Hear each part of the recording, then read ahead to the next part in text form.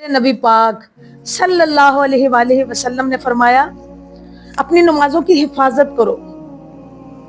اب حفاظت سے مراد یہ ہے کہ نماز کو ٹائم پر ادا کرنا، نماز کو خوبصورت انداز میں پوری توجہ کے ساتھ، خشوع و خضوع کے ساتھ ٹائم پر ادا کرنا، یہ نماز کی حفاظت ہے۔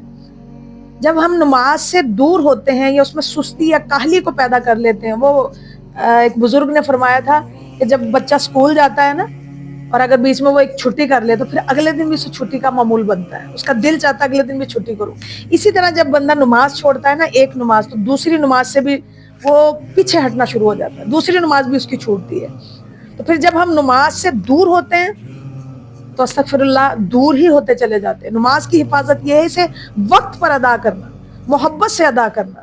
اس لیے اپنی نمازوں کی حفاظت کیجئے میری اسلامی بہنوں، نماز کی حفاظت کیجئے، اسے وقت پر، ٹائم پر، محبت کے ساتھ اللہ عز و جل کی رضا کے لیے ادا کیجئے، تاکہ رب کائنات اس نماز کے بدلے میں، اس سجدے کے بدلے میں خالق کائنات ہم پر اپنا خاص کرم فرمائے۔ خدا را اپنی نمازوں کی حفاظت کرے۔